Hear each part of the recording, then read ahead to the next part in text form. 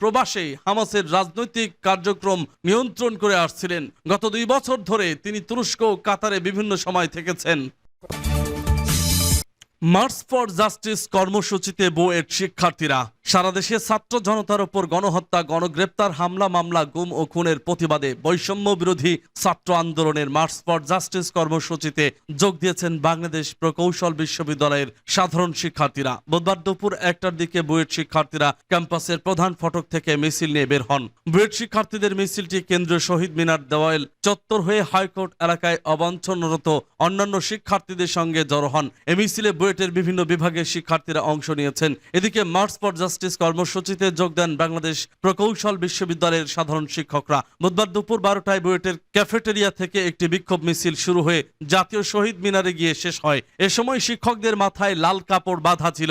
উল্লেখ্য, সারা দেশে শিক্ষার্থীদের উপর হামলার ও হত্যার প্রতিবাদে 9 দফা দাবি আদায়ে আন্দোলনকারীদের পূর্ব ঘোষিত কর্মসূচির অংশ হিসেবে মার্চ ফর জাস্টিস কর্মসূচির ডাক দেওয়া হয়। কর্মসূচির ঘোষণায় বলা হয়েছে, সারা দেশে ছাত্র জনতার উপর গণহত্যা, গণগ্রেপ্তার, হামলা, মামলা, গুম খুনের প্রতিবাদে এবং জাতিসংঘ কর্তৃক তদন্তপূর্বক বিচারের দাবিতে ছাত্র সমাজের 9 দফা দাবি আদায়ের লক্ষ্যে দেশের সব আদালত, ক্যাম্পাস ও রাজপথে বুধবার মার্চ ফর জাস্টিস কর্মসূচি পালন করা হবে। এর আগে বৈষম্য বিরোধী ছাত্র আন্দোলন মঙ্গলবার মুখে ও চোখে লাল কাপড় বেঁধে ছবি তুলে তা অনলাইনে প্রচারের কর্মসূচি পালন করে। বৈষম্য বিরোধী ছাত্র আন্দোলনের অন্যতম সমন্বয়ক মাহিন সরকার এই কর্মসূচির ডাক দিয়েছিলেন।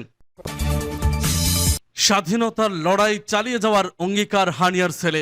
বাবা শহীদ হলেও স্বাধীনতার জন্য লড়াই চালিয়ে যাওয়ার অঙ্গীকার করেছেন ফিলিস্তিনের স্বাধীনতাকামী সশস্ত্র গোষ্ঠী হামাসের রাজনৈতিক প্রধান ইসমাইল হানিয়ার ছেলে আব্দুল সালাম হানিয়া। তার বাবার হত্যাকাণ্ড ইসরায়েলের বিরুদ্ধে ফিলিস্তিনিদের প্রতিরোধের অবসান ঘটাবে না বলেও মন্তব্য করেছেন তিনি।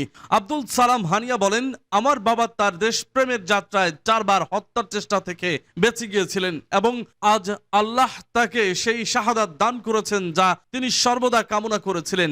তিনি বলেন, তিনি জাতীয় ঐক্য প্রতিষ্ঠায় অত্যন্ত আগ্রহী ছিলেন এবং সব ফিলিস্তিনি উপদলের ঐক্যের জন্য প্রচেষ্টা চালিয়েছিলেন।